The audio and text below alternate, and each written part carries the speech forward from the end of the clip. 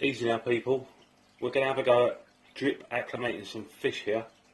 So the first thing we need to do is decide whether the drip acclimation method is right for us. There's reasons for and against it in different circumstances, so decide that first. But if it is, what we're going to need is a wee bit of air tube and air tube valve. Sat the fish in this wee tank that I had out the back with a wee rocking head holder in place. I've kept the bag on because they've had a rough day and I don't want to stress them out anymore. So I'm going to stick one end of the tube in the water, then slowly lower the other end into the water till all the air escapes. We'll stick our thumb over that now. Then what we want to do is jam our valve in one end. Make sure it's in the off position and dangle it just in the top of the bag there with the other end in the water. Then we're going to get this bulldog clip to keep the air tube in place, because if it falls out it's going to empty all over the carpet. Doesn't make it popular when that happens.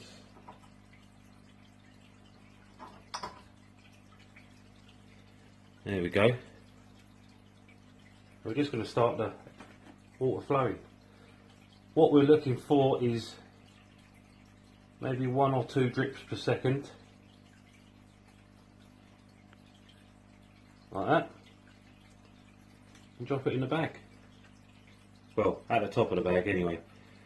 Now that's going to take a while. I'm thinking about 2 hours. What we're wanting is twice as much water in the bag as when we started. So go off, have a cup of tea, do the dishes, whatever. Just don't forget that it's running. Leave it all night. It's going to empty over your carpet, isn't it? That's why I've got it in the tank. I have had that accident before. Trying to guard against that. Set an alarm clock if you need to. That's a bit of advice for you. Come back in a while and check it. Right, whenever I'm adding new fish, hour or half an hour before, I always like to feed the existing fish, so they've got full bellies. As I said, just a wee half an hour or so before you add the new fish. The idea being that the existing ones don't associate the new guys with food. Not sure that makes any difference, to be honest with you, but I'll do it anyway. Next is get a bucket with a net over it. The net is just in case you spill some fish down here, because what we're going to do is get rid of half of that water. Roll back the top of the bag because we're going to float them for a bit. Obviously the temperature of the water in the bag is not going to match the temperature of the water in the tank, and we want to equalise it. And it is always good advice to quarantine your fish if you can, but I don't have the luxury of a quarantine tank now, so I'm going to need to take a bit of a risk here. So let's get them floating.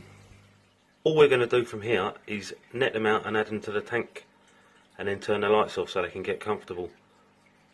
I'm going to net them out. I don't want to pour them in because I don't know what's in the water from the store. I mean, I'm sure they take great care of their water. I'm not saying they don't, but I don't know what's in it, so I don't want to add it to the aquarium. And that's how I drip acclimate my fish and shrimp.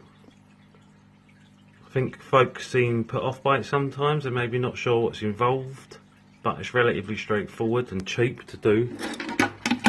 Air tubing, pennies, we regulate the thingamy, pennies,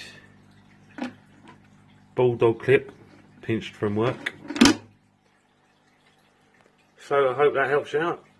If you can think of anything I can maybe improve on, I'm quite happy to hear it. Drop it in the comments, because I'm always happy to improve and learn to make things better for the fish. But otherwise, these wee guys are going in and I'm out. Later.